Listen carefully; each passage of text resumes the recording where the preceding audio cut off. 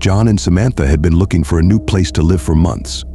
The rent in the city had become astronomical, and as a young couple just starting out, they simply couldn't afford the high prices anymore. When they stumbled upon an old, two-bedroom apartment for an suspiciously low monthly rate, they jumped at the opportunity. "I don't know," John Samantha had said hesitantly as they toured the cramped, dimly lit space. "It seems a little creepy, and that rent is way too good to be true." John had squeezed her hand reassuringly. "Come on, babe. It's perfect for us. A little TLC in this place will be great. And did you see the size of the kitchen? We can finally have people over for dinner without being on top of each other." Samantha had reluctantly agreed, and a week later they were moving their meager belongings into their new home. The first few weeks were fine. The apartment, while a bit run down, was clean and spacious enough for the two of them. John spent his evenings and weekends working on small renovations, fixing creaky floorboards, updating the ancient appliances, and giving the place a fresh coat of paint. Samantha focused on making it feel homey, hanging up artwork, and adding cozy throw pillows and blankets. But soon, strange things began to happen. It started with small noises, the faint creaking of a floorboard when no one was walking, the distant sound of a door slamming in the middle of the night. Samantha would jolt awake, heart pounding, only to find John sleeping soundly beside her. She would lie there, straining to hear any other suspicious sounds, but the apartment would be silent. "It's an old building," Babe John would say dismissively when she mentioned it to him. "These places make weird noises. It's nothing to worry about." Samantha tried to let it go, but the noises continued, growing louder and more frequent. Sometimes she would swear she heard whispers, just on the edge of her hearing, but when she strained to listen, the sounds would vanish. One night, as she was making dinner, Samantha heard a loud thump from upstairs, followed by the unmistakable sound of footsteps.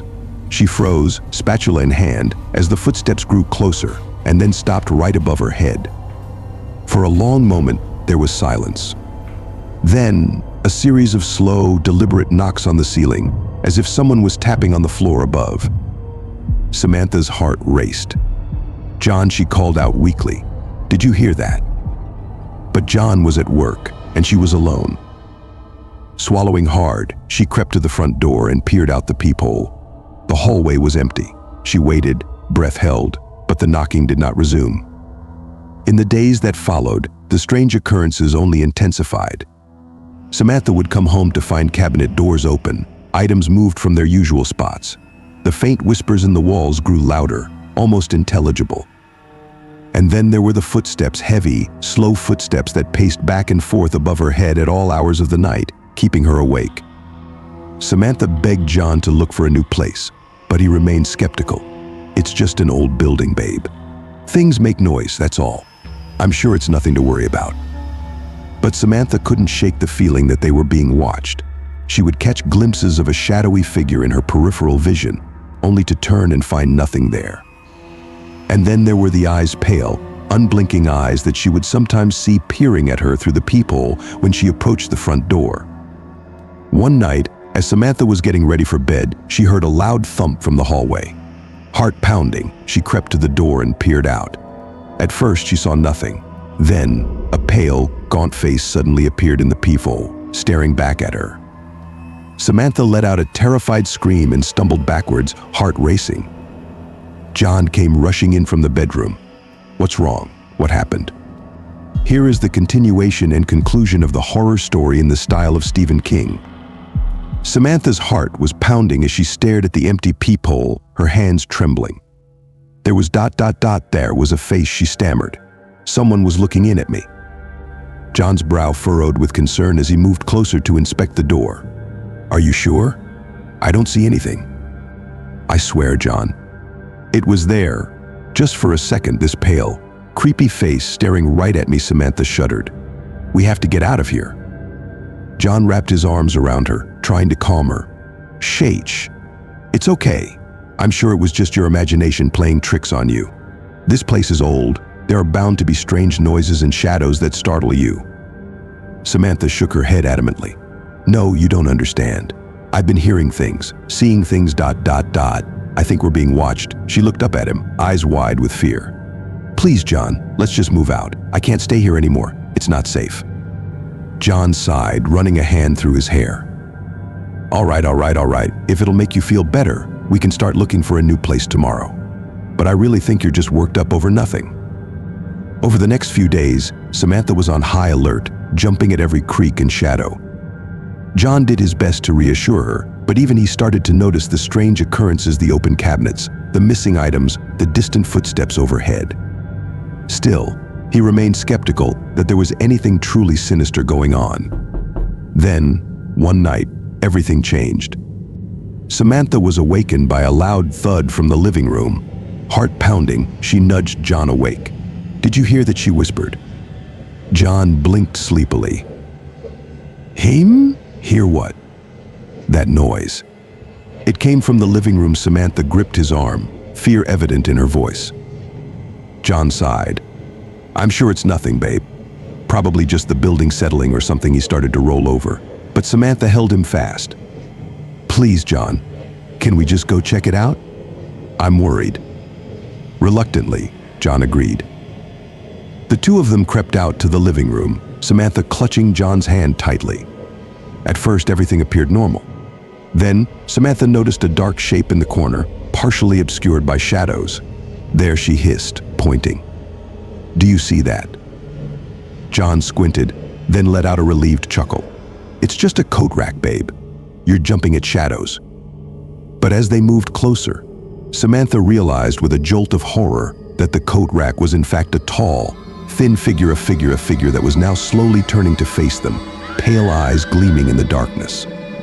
Samantha let out a terrified scream, and the figure lunged towards them. John shoved Samantha behind him, bracing himself for impact. But instead of attacking, the figure simply retreated, melting back into the shadows. Heart pounding, the couple raced to the front door and fled the apartment, not stopping until they were safely outside. As they stood on the sidewalk, gasping for breath, Samantha clung to John, tears streaming down her face. "I told you, John. I told you something was wrong in that place. We have to get out of here. We have to call the police." But John just held her, his own face pale with shock. You were right. I should have listened to you. We're getting out of here, I promise. We're going to be okay." And as they hurried away, leaving the old, ominous apartment behind, Samantha couldn't shake the feeling that they were being watched, that the pale, unblinking eyes were still there, peering out from the shadows, whispering their dark secrets. It was a cool autumn evening when I first met my new neighbor, John. I had just arrived home from work, pulling into the driveway of the modest two-story house I had called home for the past 5 years. As I got out of my car, I noticed a large moving van parked next door. It seemed the old Wilkins place had finally been sold. I watched curiously as a tall, thin man with graying hair emerged from the front door, carrying a large box. He caught my eye and gave me a friendly wave. "Hello there," he called out. "Looks like we're going to be neighbors." I walked over and introduced myself. "Hi, I'm David. Looks like you just moved in." "That's right," he replied, setting down the box and extending his hand. "Name's John. Just relocated from the city. It's nice to meet you, David." We shook hands, and I couldn't help but notice how icy cold his grip felt. There was something unsettling about his pale, gaunt appearance and the way his dark eyes seemed to bore into me. But I brushed it off, figuring it was just nerves from the stress of moving. "Welcome to the neighborhood," I said. "Is there anything I can do to help you get settled in?" "Well, aren't you just the friendly one?" John said with a chuckle. "I appreciate the offer, but I think I've got it all under control for now. Though I wouldn't say no to a cup of coffee a little later, if you don't mind the company." I smiled. "Sounds good. I'll come by in a bit once you've had a chance to unpack a bit." John nodded. "I'll be looking forward to it." As I headed back to my own house, I couldn't help but feel a slight unease. There was just something off about my new neighbor, something I couldn't quite put my finger on. But I brushed it aside, figuring I was just being overly cautious about the new arrival. A short while later, I made my way next door with a fresh pot of coffee and a couple of mugs. I knocked on the door and John greeted me with a warm smile.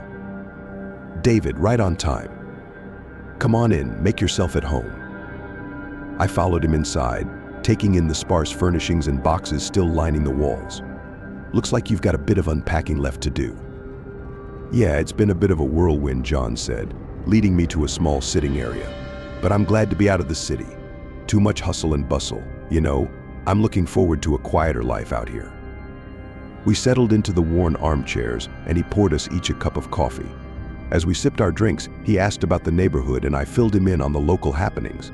He seemed genuinely interested, asking thoughtful questions and sharing a bit about his own background. "So what brings you out here?" I asked. "If you don't mind me asking." John's expression darkened slightly. "My wife, she left me a few months ago." He stared down into his coffee cup. "Decided she wanted a different life, I guess. Couldn't handle the stress of the city anymore." "I'm so sorry to hear that," I said, feeling a pang of sympathy. "That must have been really tough." He nodded slowly. "It was, still is, to be honest. But I figured a fresh start out here might be just what I need." He looked up and gave me a small smile. "And having a friendly neighbor like you around doesn't hurt either." We chatted for a while longer, and I couldn't help but feel drawn to John's quiet, introspective nature. There was a sadness about him that was palpable, and I found myself wanting to learn more about this mysterious new neighbor of mine. As the days passed, John and I fell into an easy routine. I'd stop by in the evenings, usually with a fresh pot of coffee, and we'd sit and talk for hours. He told me more about his life in the city, his failed marriage, and his hopes for a quieter, simpler existence out here. I, in turn, shared bits and pieces of my own life, my job, my hobbies, my failed relationships. There was something cathartic about opening up to John, and I found myself looking forward to our nightly chats more and more.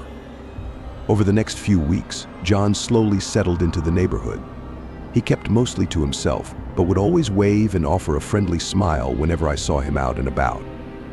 I noticed that he rarely left the house after dark, though, and when I'd stop by in the evenings, he always seemed a bit on edge, his eyes constantly scanning the shadows. "You all right, John?" I asked him one night as we sat sipping our coffee. "You seem a little on edge lately." He let out a heavy sigh. "I'm sorry, David. I don't mean to be. It's just, well, I've been having some trouble sleeping, that's all. Nightmares." You know, he shuddered slightly. "They've been getting worse the past few nights." I frowned, feeling a pang of concern. "Nightmares, huh? About what?" John shook his head. "I'm not even sure, to be honest. It's all just a blur of darkness and something else. Something sinister." He met my gaze, his eyes haunted. "I can never quite make it out, but I always wake up with this feeling of dread, like something is out there, watching me." I reached out and gave his arm a reassuring squeeze. "Hey, it's all right. It's probably just your mind playing tricks on you, what with the stress of the move and everything. I'm sure it'll pass." John nodded, though he still looked unconvinced. "I certainly hope so. I don't know how much more of this I can take." In the days that followed, I noticed John becoming more and more withdrawn. He would still come over for our nightly chats, but he was quieter, more on edge. I tried to get him to open up, to talk about what was bothering him, but he would always just shrug it off, insisting it was nothing. Then, one night, everything changed. I had just settled into my usual chair, coffee in hand, when John burst through the door, his eyes wild with fear. "David." "Thank God you're here," he cried, his voice shaking. I jumped up, nearly spilling my coffee. "John, what's wrong? What happened?" He grabbed my arm, his grip painfully tight. "I saw something out there in the woods. Something evil." I felt a chill run down my spine. "What are you talking about? What did you see?" I was just taking out the trash, like I do every night," he said, his words tumbling out in a panicked rush. "And as I was walking back to the house, I saw it, just standing there in the trees, staring at me." "Saw what, John?" I pressed, my heart pounding. "What did you see?" He shook his head frantically. "I don't know, I can't even describe it. It was wrong, David. Twisted and inhuman." He shuddered violently. "And its eyes, oh God, those eyes, they were so cold, so hungry." I gripped his shoulders, trying to steady him. Okay, just calm down. You're safe now, John. It's all right." He shook his head again. No, it's not all right. That thing is out there, David, I know it is. And I think it's been watching me, waiting for me." I felt a chill of fear run through me. "What are you saying, John? Do you think it's after you?" He nodded, his face pale as death. Yes, I do, and I don't know what to do. I'm scared, David. I'm so damn scared. In that moment, I knew I had to do something. I couldn't just sit by and watch my new friend spiral into this pit of terror. Whatever was out there in the woods, I had to find a way to protect him. All right, listen to me, John, I said, trying to keep my voice steady. You're going to stay here with me tonight, okay? You're not going back out there until we figure this out. John nodded frantically. Yes, yes, please. I can't go back out there, David, I just can't. I guided him to the couch and had him sit down, then quickly went to lock all the doors and windows. As I did, I couldn't help but glance nervously out into the shadowy woods beyond my backyard. Was that thing out there, lurking in the darkness, waiting for its chance to strike? I shuddered at the thought and hurried back to John's side. All right, try to relax. I'm going to make us some more coffee, and then we can figure out what to do next, okay? John nodded, though he still looked deeply shaken. I went to the kitchen and busied myself with the coffee, my mind racing. What the hell was going on? What had John seen out there in the woods? And more importantly, was it really after him? As I brought the fresh mugs of coffee back to the living room, I noticed John had curled up on the couch, his eyes darting nervously around the room. Here, drink this, I said, handing him one of the mugs. It'll help calm your nerves. He took it with a trembling hand and took a few sips. Thanks, David. I'm sorry for barging in like this, but I just didn't know what else to do. Don't worry about it, I assured him. I'm just glad you came to me. Now, tell me exactly what you saw out there. Maybe if we can figure out what it is, we can find a way to deal with it. John took a deep breath and launched into his story. I was just taking the trash out, like I do every night. It was dark, but the porch light was on, so I could see well enough. As I was walking back to the house, I glanced over towards the tree line, and that's when I saw it. He paused, his face going pale again. It was just standing there, David, tall and wrong somehow, like it wasn't quite human. And its eyes, he shuddered. Its eyes were just these black, soulless pits. I couldn't look away, no matter how much I wanted to. I felt a chill run down my spine. What happened then? I don't know, John admitted, his voice barely above a whisper. One moment it was just standing there, staring at me, and the next it moved. So fast, David. Faster than anything I've ever seen. And then it was just gone, swallowed up by the darkness. He looked up at me, his eyes pleading. I'm telling you, David, that thing was evil. Pure evil. And I think it's after me. I reached out and put a hand on his shoulder, trying to offer some comfort. Okay, let's not jump to conclusions here. I mean, it could have been just some animal, right? Or maybe even just your mind playing tricks on you in the dark. John shook his head vehemently. No, I know what I saw. And it wasn't an animal, David. It was something else. Something inhuman. I sighed, running a hand through my hair. All right, well, either way, you're not going back out there tonight. You can stay here with me, and in the morning we'll figure out what to do next, okay? John nodded gratefully. Thank you, David. I don't know what I'd do without you right now. We spent the rest of the night huddled on the couch, jumping at every creak and shadow. John refused to let his guard down, his eyes constantly scanning the room. I tried to reassure him, to convince him that everything was going to be all right, but deep down, I couldn't shake the feeling that something truly sinister was at work. As the first rays of dawn began to creep over the horizon, John finally allowed himself to relax, his eyes growing heavy with exhaustion. I gently guided him to the guest bedroom, making sure he was comfortable before heading back to the living room. But as I stepped back into the living room, I froze in my tracks, my blood running cold. There, standing in the middle of the room, was the thing that John had described tall, twisted, and utterly inhuman. Its black, soulless eyes seemed to bore into me, and I felt a sense of pure, primal terror grip my heart.